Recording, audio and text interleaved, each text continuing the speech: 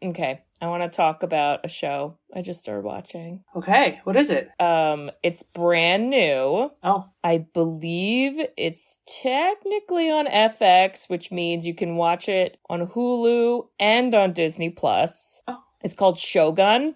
Have you heard of this? No. Okay. Googling it now. It is getting a lot of great reviews, and I highly recommend. Only 2 episodes out as of right now, us recording, but it seems like every week they release an episode, and I didn't know anything about any of this beforehand. I was just like, I don't know, let's give it a whirl. It's like based on a true story. It takes place in 1600s in Japan. Oh. And it's all about, like, the political, like, war and a bunch of shit. And a shogun is, like, a person who is directly below the emperor. So you're, like, the highest ranking. And in the show, it's, like, the emperor's dead. Oh. Now there's, like, 5 other guys who are, like, well, who's going to be in charge? It kind of feels like Game of Thrones, but in Japan in the 1600s. Cool. So it's cool. It's, like, beautiful to look at, too. There are white people,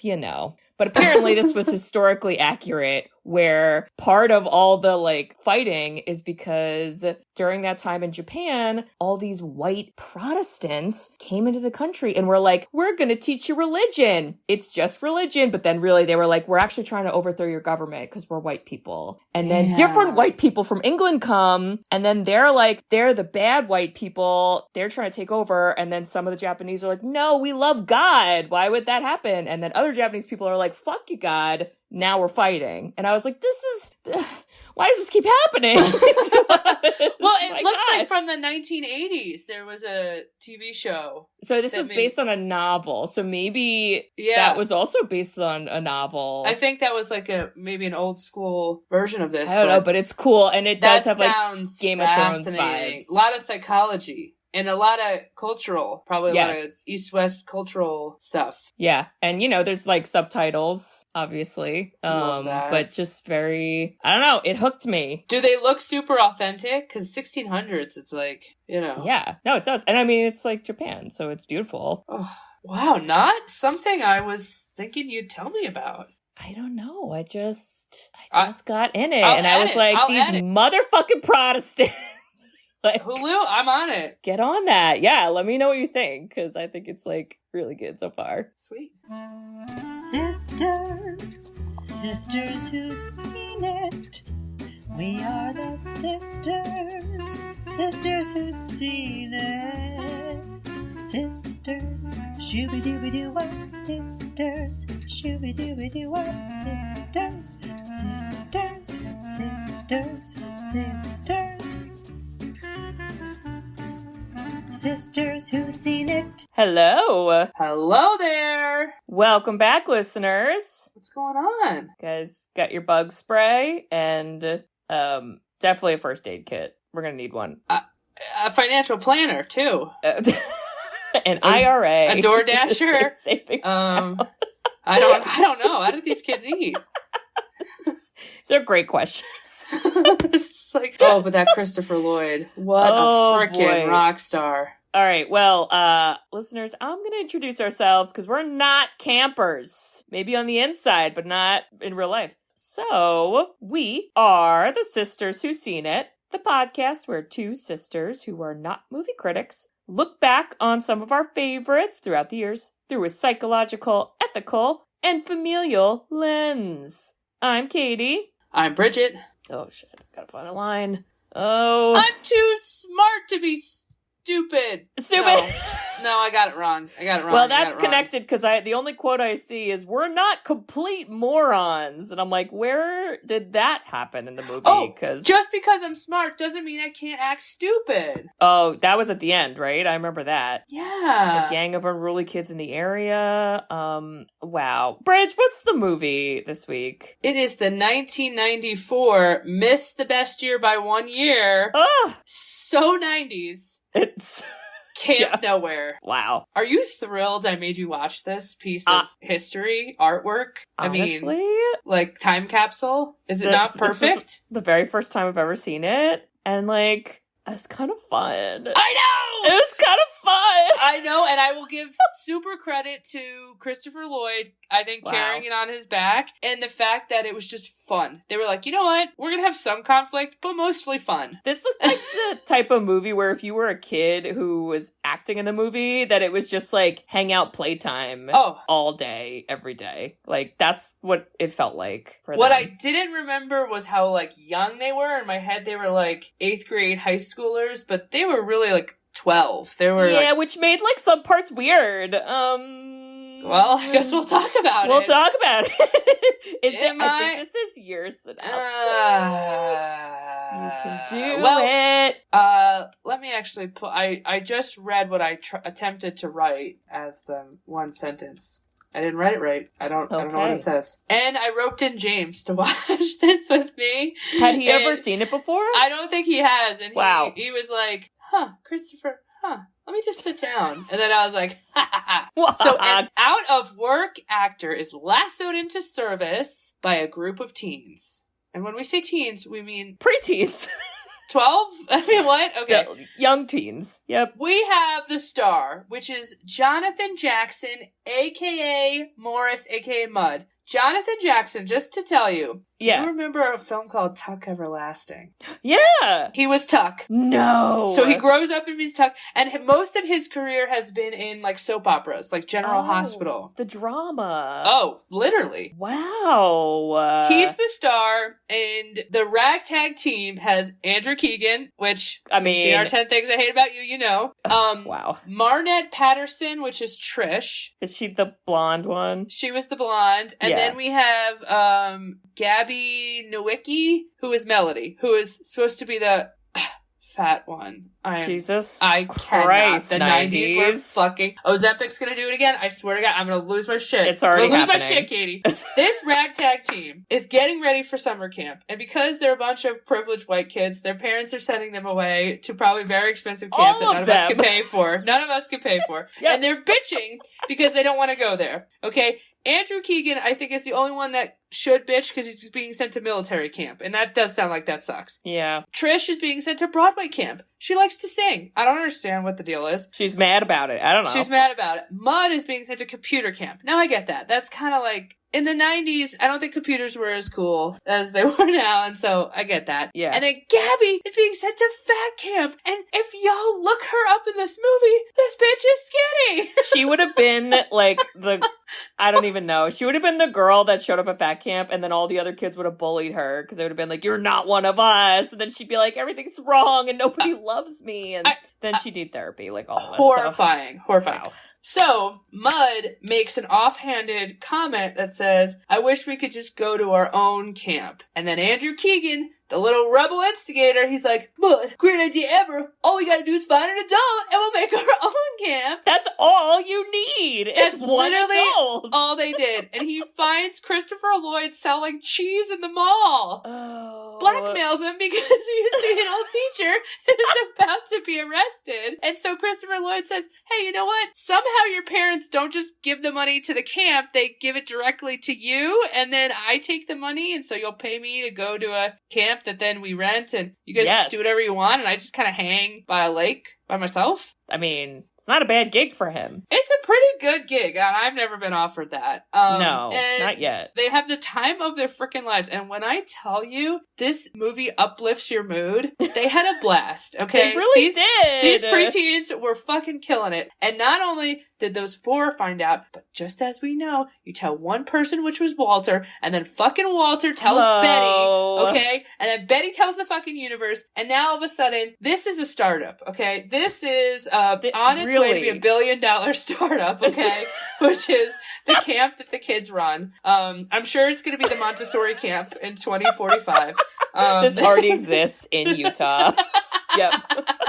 And it goes crazy, but then, of course, because kids are running it, eventually bad stuff happens, or the town finds out, and Christopher Lloyd is trying to, like, cover it, and their parents find out, and it's fun and silly, and this is equivalent to being like, you know what? Let's buy some Skittles. That's what the vibe is. Yeah. How did I do? I mean, yes to all of that. Okay. And, you know, there might be some lessons learned in the end. Absolutely. I don't know, because nobody goes goes to jail. No, nobody goes to jail. But, nobody gets, you know. Yeah. Nobody gets sued, so it's fine. All right. I have a really important question to ask you. Okay. And I think this is going to be like our age difference is going to make me think you don't know what the heck I'm talking about. But have you ever heard of Kid Nation? No. You've never heard of Kid Nation? No, I don't. So when you said this is a startup of children running themselves, Bridge, that was Kid Nation. This was a failed reality show from 2007. This was a real thing. I have talked about this before. I've definitely talked about this because it just blows my mind how this happened. And I kind of wish it would happen again, but I know why I can't. But yeah, there were about like 50 kids that were dropped off in the desert and they had to it was like Survivor for children. Basically. Oh my God. And it, as we all can imagine, did somewhat turn it to Lord of the Flies. Nobody died, but it was a lot. And yes, this is Kid Nation, but at a camp. So thank God we don't have Jeff Probst, though, because I think it would have gotten weird. So wait, that Kid Nation, there was literally no adults around? It was just the kids and camera crew? So on screen, it was just kids, but apparently there were a lot of adults, standing around and filming. But, the kids had to, cook for themselves and clean and other shit. And that's where there were lawsuits, because kids, don't know how to do anything. Wow. Anyway, Kid Nation is on YouTube for free, everyone, by the way, if you want to dive down that rabbit hole. They did not sponsor this episode. Thank you very much. They did not, but I wish. Where do we start, Kate? Where do we start? Okay. I mean, the intros itself, which I wrote notes, it's very 90s. It's they made up a song called Camp Nowhere. Camp Nowhere. Yeah, and all the lettering, all the fonts, it's shaky font. It's it's literally like a 90s print on a pant. Yeah. It's just shaky font, and it's just and this was a time, and the reason I think James got roped into it, because I was like, man, this was the time when the credits were in the beginning. Yes. And they listed the universe. Yep. And we never thought anything about it. And now that never happens. That never happens because everything is done at the end, and maybe they show 2 actors' names in the beginning now. Because they knew. They were first of all, we got to pad out the runtime because most of our movies just kids hanging out. Second of all, we made up a song called Camp Nowhere where children just shout Camp Nowhere randomly. And we got to include that because we spent money on it. Go team. But it's a party. It's a party. So when we meet Mark, aka Mud. Wait, it's not Mark. Had Morris. Okay, but I wrote Mud. Mark Let's a just lot. call him Mud. Which I was like, we never get an explanation why he's Mud. We never get it. There's a lot of explanations I don't get in here. The first one being, who the fuck created a computer camp called Camp Microchip? Microsoft, get out! I swear to God, if Christopher Lloyd wasn't in this movie, it's not as good, because when he would dress up in the thick sweaters, okay, the dad. The I want you to Google Bill Gates 1994, because that's what they all looked like. I mean, they're so real. No joke. So funny. Tiny mustaches. I can't. So this is where Mud's I don't want to fucking go there. But his dad's you're gonna learn computers and you're gonna like it. And if only Mud knew what power he would have later in life had he gone to Camp Microchippewa. But he'd be a shogun, Yeah, he'd be a shogun, yes. And then we meet Andrew Keegan's character, who is named Zach. Zach. Which at first I was like, wait, we have Morris and we have Zach? Uh-oh. Okay. Something's happening. All right. Womp womp. Andrew Keegan, okay, when I remember as a kid being Jonathan Taylor Thomas, Andrew Keegan, Devin Sawa. Wow. Right. These are things that you would take out of your magazine, you'd stick them on the wall. They look at you as you sleep. They all had the bowl haircuts. Yep.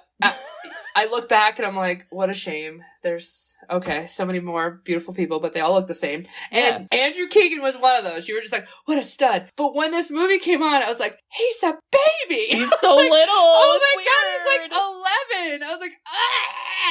As a kid, I remember being like, oh man, Andrew Keegan's so hot, Camp Nowhere, remember how hot he was? And it was because I was a kid, and now as an adult, I'm like, ew. And it's also ill because as an 11, 12-year-old, he is actively bullying with knives. Child's got weapons in school. Where are the adults? and he acts like he's gonna bully Mud, but then we find out like they're secretly friends, and I was like, this friendship sucks, but okay, I guess I'll allow it because I don't know. And he has a Movie rep tells to me protect with his 2 ding dong sidekicks. That rep gets like, we don't care about that rep basically 10 more minutes into the movie. Once we get to camp, there's no rep. I feel like that's because Andrew Keegan realized like this is where I become the cult leader, and this is where my reign will begin here at the children of Camp Nowhere. He's like, I'm just trying to get back to Camp Nowhere for adults.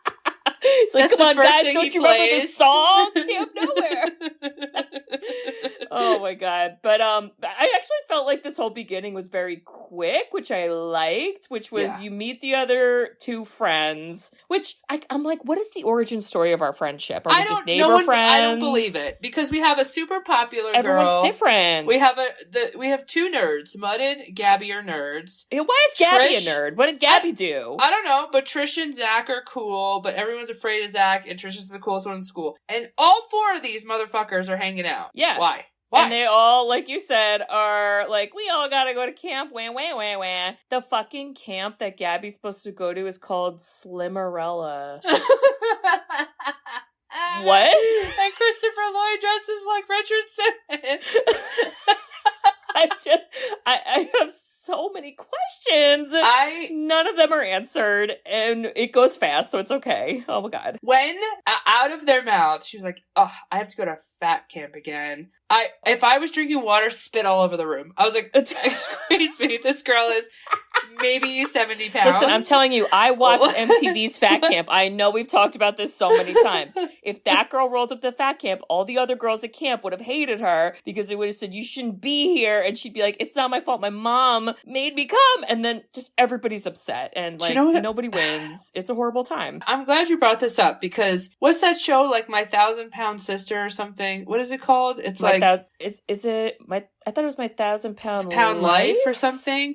I would be a time traveler. I would show up to the director and be like, "Listen, hey, that's fat. You know, like they're trying to work on it. Okay, this isn't fat, so it's not gonna. You gotta fix the like eating disorders you're creating in little children. Every scene, because I think the filmmakers were like, you know, we gotta convince everyone she's fat because she's not. So let's make her eat in every scene. But if anything, I'm like, girl can eat whatever she wants. Like, go girl, that's right. Honestly, that was the this did not age well at all part. Definitely. However, you're like, okay, we're not taking ourselves seriously in 1994. Fine. Let's make up our own camp. Let's do it. We're definitely not taking ourselves seriously. And also, I do want to talk about the scene where we meet Christopher Lloyd. He is selling cheese in the mall.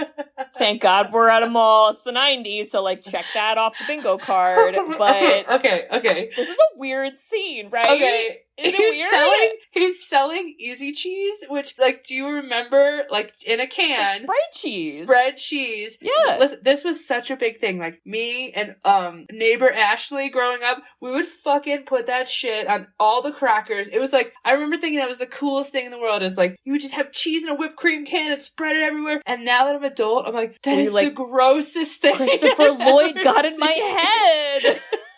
But he's like, the part I thought was weird, not even that, because I'm like, okay, 90s. The part I thought was weird, he's making no sense selling the cheese. Never talks about selling the cheese, whatever. And then he sees Mud in the corner and he gives a look like, isn't it weird I work here? Like, wink, wink. Like, you're in on the joke. I'm like, what? Why are you doing that? And Mark was like, And I was like, what is the connection you guys have? And is this going to be a moment where Mud's like, do I like boys? Like, that's where I thought. Oh, man. If this was a modern day movie, I feel like that might have gone in that direction. But instead, he was just like, that's a kooky dude who maybe I'm going to extort one day.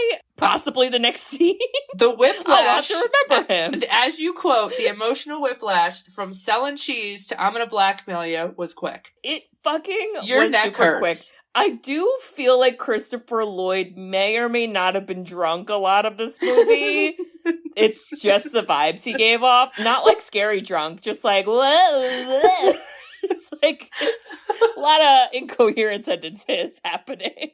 Okay, Back to the Future came out 1985. 80s, okay, yes. and James brought this up. He's like, the funny thing about Christopher Lloyd is that his most famous roles were in 1985, where he was like played to look old. So now in 1994, he looks young, but he's not actually that young. He just looks young because you all are used to him looking old. And I was like, okay. That is very true, especially when his love interest in quotation marks comes up fucking later. Which, by the way, do you know who that was? That was a sister. That was a sister. I literally figured it out way too late in the movie, and then I screamed.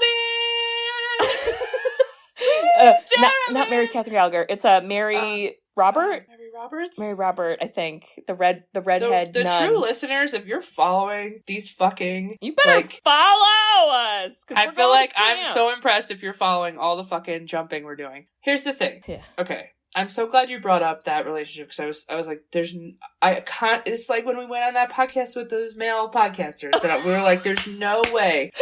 Wow. Fucking Adam Sandler is dating her, and there's no way Christopher Lloyd is dating Sister Roberts. It's not happening. She's way too hot and young, and she's a fucking doctor. She's a doctor? Like, excuse me, I'm gonna go hang out with this turd that got his kid lit up on fire. Absolutely not. Okay. So when do we get to them extorting him to be the camp counselor? I'm glad we got that out of the way. Yeah, let's get to the blackmail.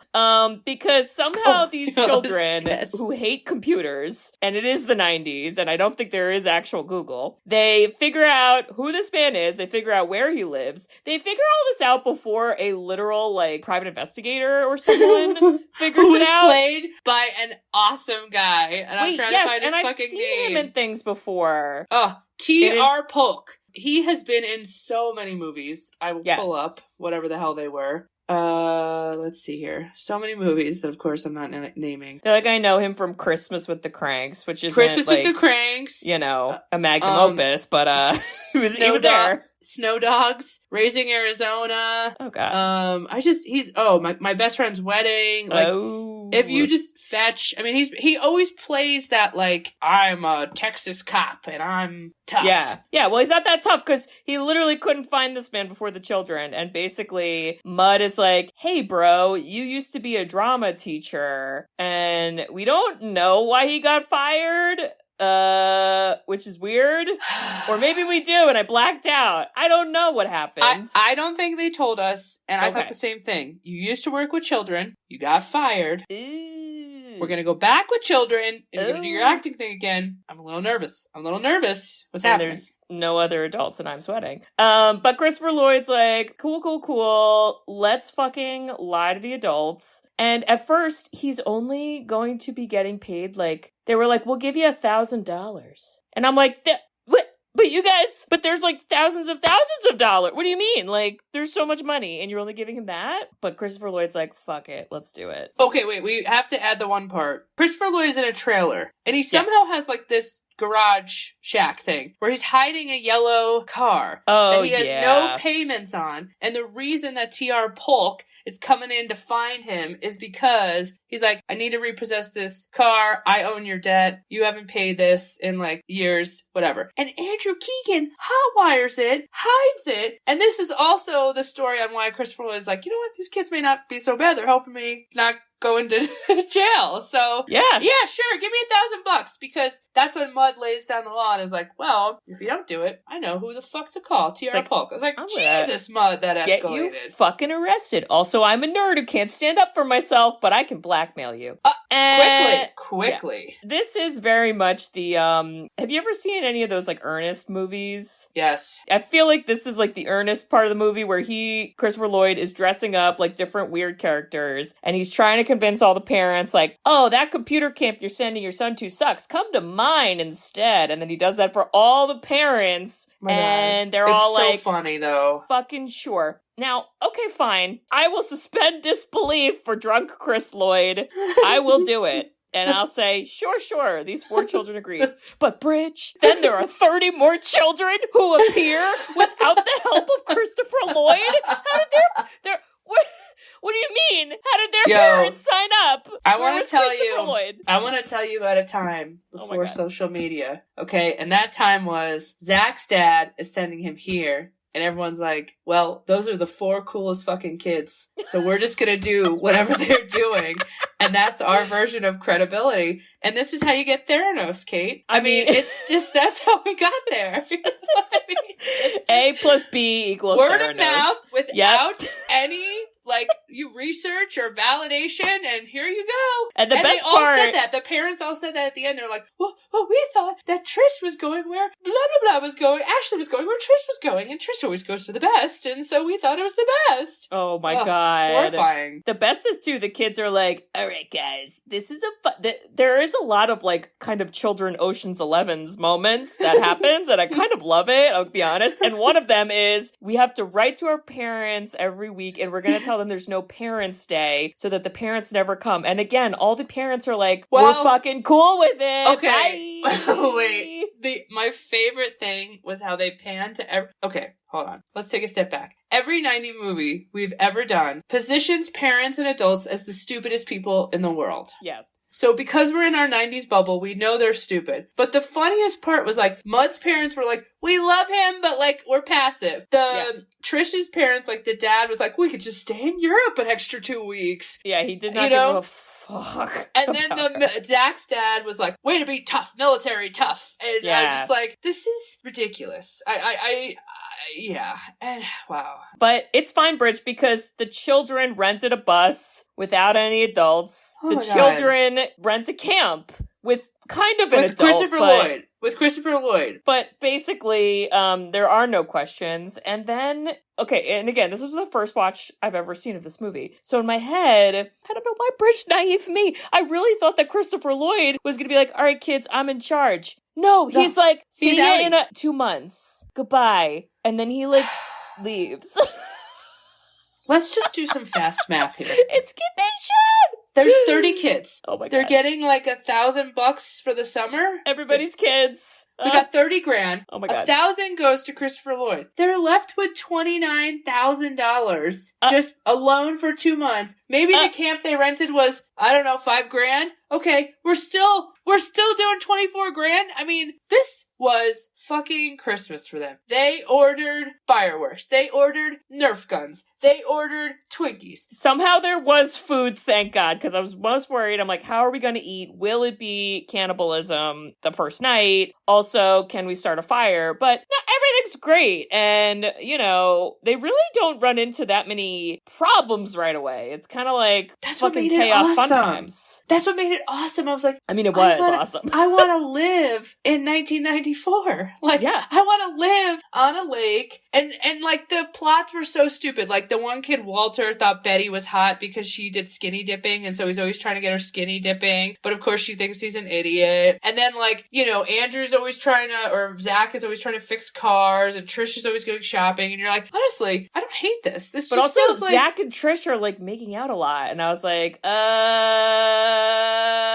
how old are we? But the movie's just like, it's 12. Normal. Everyone. 12. Let them make out in the woods and maybe other stuff, but we won't show that because we're PG. I'm like, oh my God. Yeah, but we get to 4th of July and, you know, I know these are idiot 12-year-olds, but these are also all grown adults in America is let's buy fireworks. Dude. And launch them ourselves. Now, what they did, which I kind of liked, and I'm like, maybe more adults should do this because life could be different, is they were lighting fireworks, but then launching themselves into the lake, which would then extinguish the fireworks, and that's very smart. Except when Mud gets burned. He fucking gets burned because, guys, what? It was great. And Christopher Lloyd gets a knock on his door that says, you gotta take this kid to the doctor. And he's like, no. This is your parents. I'm not, go deal with your parents. And then he's like, you ruined the whole summer!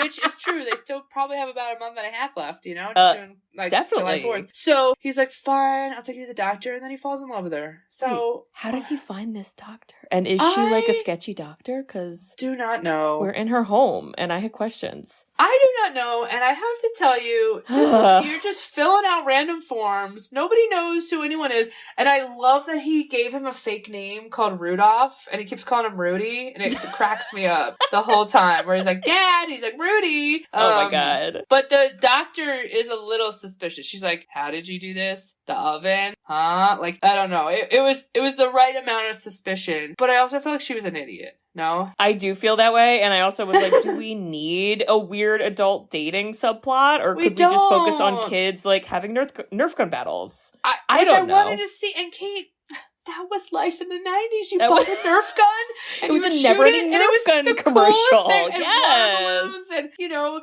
what's the thing that you'd hide at night? Manhunt. All the cool fucking shit of not worrying about big, hard problems in the internet, okay? And it was great, okay? It was. It was, and this is so fucking funny you say this, because the very first moment these children get a rainy day, they become depressed sacks of shit, and they're like, what are we supposed to do? There's no TV. And I'm like, this is current day children, but more often. And guys, where's your creativity? And then Mud's like, oh no, Christopher Lloyd, our little child brains, which is when you're the most imaginative ever in your life, is around that age. We can't think of anything. Give us something to do. And then he makes them do Mud Olympics, which I was like, it's pretty fucking cool. But how does somebody named Mud? Exactly. How does somebody named Mud running a camp not think about Mud Olympics? You know what? It's a missed opportunity. He should be ashamed of himself. Yep. You know what was funny about that rainy day thing too? Is I thought, like, y'all don't care about anything else, but a little rain is I don't know. Versus, I would believe if they got bored with what they were already doing. Like, I'm bored of eating Twinkies. That's where I thought the plot was going to go. I thought it was going to turn into, like, too much of, like, kid time is, like, crazy. That's what we learn on Kid Nation, guys. But no, it's the rain is what sucks. And then, I mean, there's some little subplots. Like, there's one girl who, like, gets homesick, and then Andrew Keegan's like, go make a bracelet. And then Trish is like, that was really sweet, Zach. And I was like, all he said was make a bracelet. He basically told her to go fuck off. What do you mean?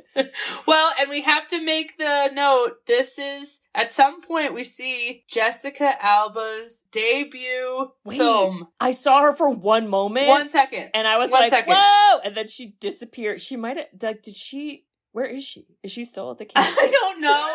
Has anyone checked on her? I think she was supposed to be an extra and then somehow, like, became a cast member, but, like, you literally see her for a second, but she has a film credit. Oh so my God, like, it's this crazy. is her first movie. I was like, that is kind of a looked lie really because we little. don't see her. So that's false advertising. That's fucking a lot. But there's just a lot of little subplots. We have random romance subplots. We have random, we're gonna try to underage drink. We have random, there's bullies at the camp, but I'm gonna stand up to them sometimes, but then we're sad. And personally, I was in love with the artist. I thought his designs were incredible. Who the fuck was the artist? I mean, he was the kid graffitiing everything everywhere. I was like, you literally are bringing life to this camp. I mean, love it. That was fun. And I was also like, is anyone going to be mad about the paint? But then they fix it later. And I was like, okay, fine. We also have to mention that Rowdy Kids, the police officer who is Biff. Biff! Oh my God. And he is such a funny character because he's such a ding-dong. Yes. But the perfect amount of ding-dong. Yeah. He watches all of these, basically Amazon Prime trucks deliver so much shit to this camp, and he's like, what's happening here? And then he, like, slowly is kind of putting two to two together, and he's like, this doesn't seem right. And he's like, who's this Christopher Lloyd guy? And then him and the other T.R. Polk get together, and they're like, we're after this guy. And then that becomes a little bit of, like, a chase I do find heist. it so fucking funny that they can't, like, find Christopher Lloyd. I'm like, you literally chased him to, like, a car wash. But, like, there's just so many times where Christopher Lloyd's like, I am a con artist, and I'm gonna act my way out of this. And you're like, I don't know if that's how acting is, but okay, sure. Okay, but that car wash scene was so good. He gets his pant leg stuck. He pretends to be working there. He gets his pant leg stuck for Biff and is like, Biff, free wash. He's like, oh, thanks. And then has to go through it with his pant leg stuck. And everything is every acting moment is so good. And then he even gets hot wax. I giggled out loud. I was like, this is so funny. And I don't think it's supposed to be that funny. I don't know if I'm just too old or I have a low bar, but this is cracking me up. It's extra funny how somehow that led to him being able to like, let's do the getaway, and then like they just get away, and I'm like, okay, it's fine. It's fine because now we're at the adult dinner date. Oh my God. You didn't know we were having an adult dinner date in this child 90s camp movie? Well, we fucking are. So we fucking are. And Christopher Lloyd's like, listen, Mud, I took you to the doctor. I let you do this stupid fucking camp. You're gonna pretend to be my goddamn fucking kid so I can get laid, okay? And then he bribes him with money. He goes, you better eat those beans. $1 a lima bean. That's a Kate, how many lima beans could you really eat? A lot. For $1 a bean? But 78? I'll eat more than 78. Really? I would eat a lot. Yes. Should we do a lima bean contest? I mean, I guess the dinner's like 2 hours, right? I mean, wow. I could fucking do it. But like, it was weird. And I was like, Sister Mary Robert, I understand dating is hard. Well, I know the struggle. Like, are you in upstate New York? It's hard to date. It's like, what's the deal? I just feel like we've got other options. We don't need to fall in love with the first guy that gives you lima beans, especially at his own home.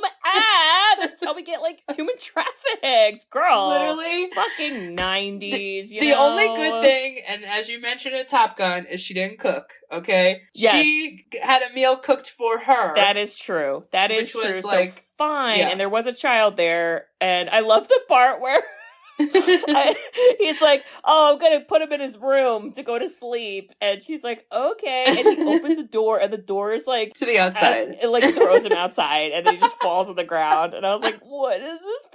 I love that. I laughed so hard. And then later she's like, is this Mud's room? Is it? I was like, Sister Roberts, you should have seen this one a mile away. Girl, okay? Open your eyeballs. But Bridge, we're getting to my favorite part of the movie, which is the fucking camp heist Ocean's 11 for children part of the movie. My God, right? This hooked me in. This hooked me way more in, I gotta say. You're thinking, there can't be any more to this movie. You're thinking, they're gonna find out, it's boring, there'll be a fight. Oh, no. Nope. How do we describe 4 camps? One day. 4 camps. I wrote, there are 800 phones and answering machines. And basically the kids are going through, and magically all of their parents or like 1 or 2 of them are like, we're gonna come visit you on this day at this time. And this is when Mud goes, I've got a plan. We're going to create fake camps. And now you are going to invite your parents. They have a script. They have cue cards. They have costumes. They have storyboard. I mean, introduction signs, camp signs. There's so much going. Walkie-talkies. They did a production of Annie. I really I thought they were going to get away with it. I really did. Okay. The first one being the military one was amazing. Because that was crazy. What they did, to your point, is there was like 30 kids and we only focused on the 4 main characters' parents, which where are the other military parents? I don't know. Yeah. Zach shows up and he's like, Dad, get down! Combat training! And he throws him in a hole. Like cherry bombs exploding and everywhere. Cherry bombs exploding and fake gun noises. He's like, get down, Dad! And oh my God, I was laughing so hard because anytime he would try to get out of the hole, he's like, I need you there for the next 4 hours. Okay, bye! And then they do all the other camp heists while this guy sits in a hole.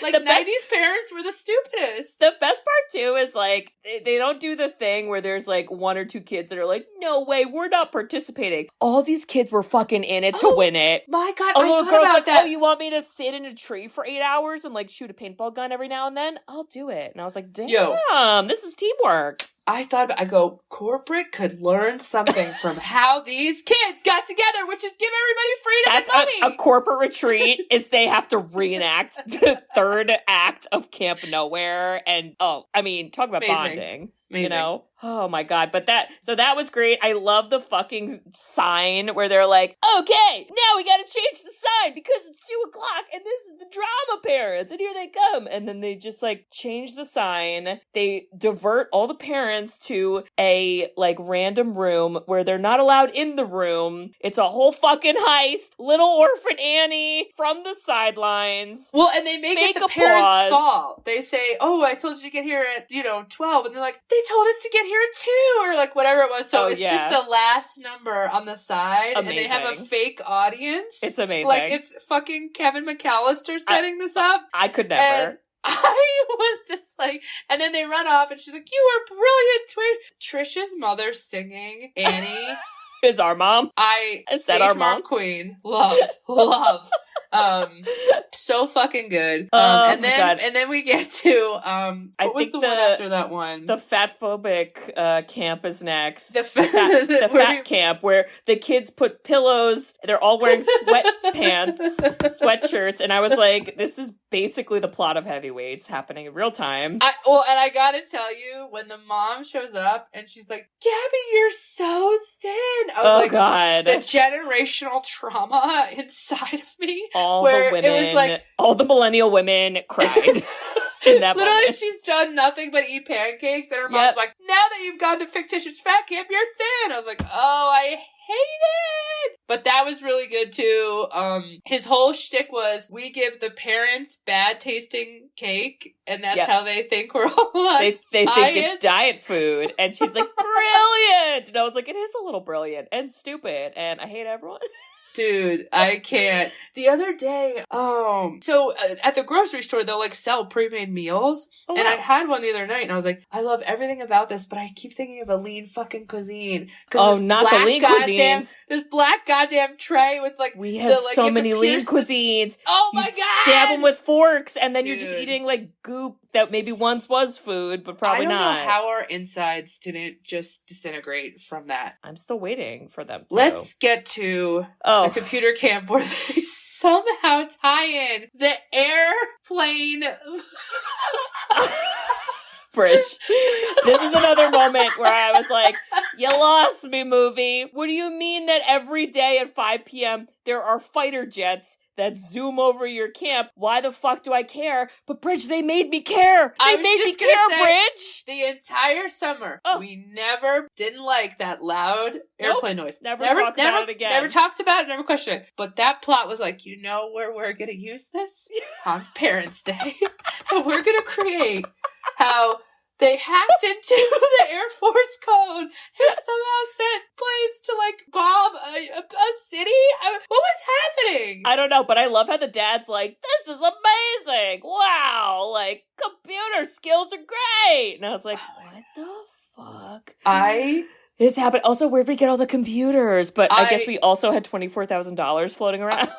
Kate, I don't know. But, you know, Bridge, all that amazingness and heisting comes to an end. It had to come to an end. It had to come to an end. It was too fun. It was too fun. Too fun. It was too amazing. They almost got away with it, but then, like, I don't know, a curtain falls, and then the parents are like, all the children are together! And I was like, guys, what? And now the cops are here. I mean, it was only a matter of time before the police showed up. Biff shows up with T.R. Pull, and they're looking for Christopher Lloyd because everyone's blaming the adult, and he was going to run, but he didn't. He didn't run because of Sister Roberts. I guess, sure. He does try to give a weird inspirational speech, but then he's at the end of it, he's like, anyway, see ya. And I was like, what? Christopher Lloyd. But then he immediately goes to the police and he goes, this was all my fault. I wanted to make a cult, a religious cult with your children. You know, we were in phase 1. There was going to be a next phase. And I was like, Andrew Keegan, close your ear. If you didn't listen to our 10 Things I Hate About You episode, you have to. About the rabbit hole we went down on Andrew Keegan and how he's in a cult now. He doesn't act, he's in a cult, and now we know where it came from. And it wasn't 10 Things I Hate About You, it was Camp Nowhere. He learned it from here. He learned Holy here. He learned everything he needs to know. Oh my God. Basically, all the adults are like, this man's scary. But then the children are like, but we love Christopher Lloyd, and it was our idea. And then everyone's like, okay. Well, but then Mud's like, no, it's not. It was my idea, you know, and you're like, okay. It just feels, and that was when he does the line. He's like, just because I'm smart doesn't mean I can't act stupid. And they're all like, yeah, I'm stupid too. Yeah.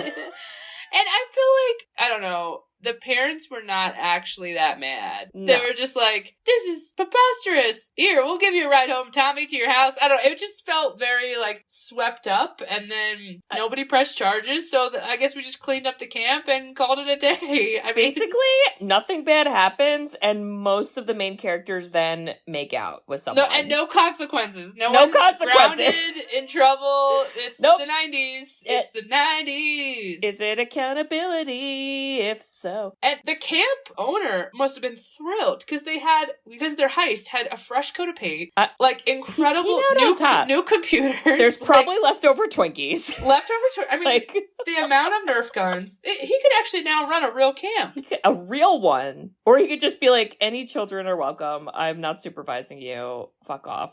And we end with the child who bought a rock guitar playing his rock... This is so funny in the 90s. The white kid is playing his rock guitar on the roof. Where are his parents? And then there's a random black kid doing breakdancing to the rock music. I can't. Help! Yo, all we needed was 3 ninjas to come in and play basketball, and it would have just been 90s. I'm amazed we didn't have a basketball subplot. I don't know how we missed it. I gotta say, though. Oh, God. 2024, so we're talking 30 plus years later, okay? This is something we all need. Like, you have to watch this, right? I mean, aren't you so thrilled I made you watch this? It's pretty fucking fun. And yeah, I feel like the only, like, the worst part of it is the stupid, like, this girl's fat subplot. That's the worst of it. Yeah. And but it's so preposterous, you laugh at it. You're not, like, actually mad. You're like, this is so funny how not true it is. Well, and that's how I felt with a lot of it, where I was like, this is so stupid, but I'm here for it. I'm not mad. I'm here for it. I'm laughing. It's great. So, Bridge, would you watch or don't watch? I would watch, and I don't know what y'all are doing. You gotta watch it. Woo! Kate, watch, don't watch. I feel like at some point I will watch this again, and it's probably going to be with someone who's never seen it, because I think that would be extra fun. Because then you got someone to laugh with. I'm going to manifest this for you. You're going to find some Don't say Christopher Lloyd, because I gotta go. Some person to date that is nowhere near Christopher Lloyd's range, okay? And we're talking Sister Roberts' range. Wow. And they're gonna somehow bring up this weird quote, and you're gonna be like, should we watch it? And then I just want that to happen. And I want you to tell me the whole story. I love that. Okay. Let's manifest that date night for me. Perfect. Wow. Well, Bridge, it is my pick next. And we've got a very exciting event coming up. Very exciting! All right, listeners, if you are a longtime listener, you should know that the sisters who've seen it were we were somewhat founded on this mutual love of watching this event, because many years we would watch this, usually from afar, but we would live text each other during it. And we've got the 2024 Oscar ceremony coming up, and we're going to review it. This is the 96th Academy Awards. Holy shit. That's long. If we've said it once, we've said it again. When Eminem came out and sung 8 Mile, people don't forget. Lost it, okay? And I don't know what will happen. I don't know. I think it's Jimmy Kimmel hosting it, and then he's willingly said how it's terrible. The commercials are how he's like, this sucks to host. I was like, guys, we get it, but like, entertain, right?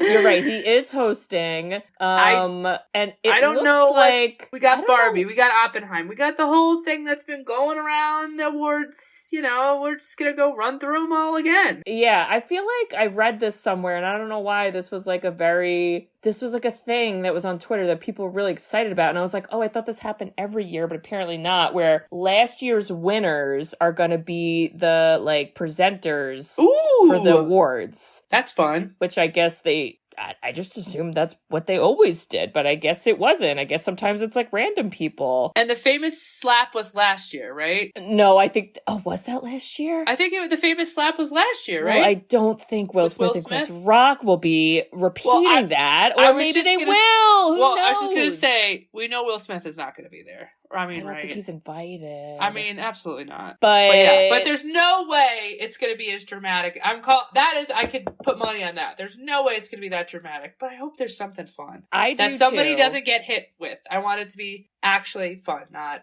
physical altercations. Yes, what she said. I'm excited, and I love watching this. I love movies. And I love it. You lose it. I know Twitter's not Twitter anymore, but I feel like you like post a lot there. Oh, and I it's do. funny. I do. And it is still Twitter in our hearts. Don't get it twisted. Okay, well, there you go. Elon Musk can suck it. Yeah. Well, Bridge. Yes, Kate. I just want to say, if we were like, summer's coming up, what's there to do? I know we're not 12-year-old children, but like, but we could act like it. We could do this. We could just do it. We could just rent a camp and we get Nerf guns and all that. We could put a GoFundMe and just tell people we'll record it. Fund our adult Camp Nowhere. Oh my God. Thank you. And if you guys want to come, send us money at sisterswhoseenit@gmail.com and you could show up too. Thank you there for that. There will be fireworks. Thank you for that. And yep. I would say, Kate, also, I would create that LLC and I would get that going for you because holy shit. That's a great idea, by the way. I wouldn't hate, even on the flip side, I wouldn't hate being like the Christopher Lloyd. I would like supervise the children a lot more, but like, I don't know, let them run rampant, you know? No cell phones allowed though. That's the only rule. We have to be in a no cell zone. Ooh, that could be I tough love for that. Some kids. Yeah. Some peeps. Love that. Yeah. Yeah. Well. And listeners, if you also love Nerf Guns. Hey! Now I just got all 90s things popping in my head. If you love starter jackets, if you love weird rock music that nobody understands, if you love adults being stupid, if 90210. you love the mall, if you love Twinkies, if you love summer camps, if you love all that and children doing Kid Nation, Ocean's 11 with the children run the world, you should write us a review. We love reviews. We love written reviews. You can review us on Apple Podcasts, along with some other podcasting apps. We also have a website, sisterswhoseenit.com. On our website, you can request a movie. So there is a form you can fill out. You go on there, put your request. Your request goes on a list. And we look at the list every now and then, and we will do it eventually. And Bridge, what else can they do on our website? Give us money. Woo! For our camp. Please. Or buy merchandise. Woo! Whee! And wear it. Wear our Rep Us for the camp. We'll see you there. Can we get a shirt that says Sisters Who Seen It Camp Nowhere? Or yes, I don't even know how, like just something. I just want to take the two and smush them. I want that. Camp Sissies. Let's do it. Sissies Camp. Yeah, so check all that out, listeners. And we hope to hear from you. All right. Well, we'll see y'all next week to recap the Oscars. There is no theme song, but you know. I just always go to Jurassic Park. I feel like the song that they're going to play nonstop is going to be I'm Just Ken. I'm just Ken. Anywhere else I'd be a 10. Like every time someone wins, they just play that song. Like, you're just Ken. And they're like, it's for Best Actress. Okay. Oh my God. And then you have freaking, who plays him? Ryan, what's his name? Ryan Gosling. He's just like in his head thinking like, why the fuck did I do this movie? Like, I thought I'd be known for so many other movies that it's just Ken. Oh my God. Yeah, it's just Ken. That's you forever, Ryan. Yeah. Love you. Okay, Kate, I love you. Listeners, I love you. Just thanks for going on this camp adventure with us. You're the best. Guys. We'll see you next summer at the camp. Right. So be Bye-bye. ready. Be there, love be you. square. Love you. Bye-bye. Bye-bye. Bye-bye. Bye. Thanks for tuning in to Sisters Who Seen It. You can listen to us on Spotify, Apple Podcasts, or wherever you listen to podcasts. Check out our website at sisterswhoseenit.com, where you can email us, request movies to be reviewed, and keep up to date with all things sisters. Also, make sure to follow us on Facebook, Twitter, and Instagram. See you next week.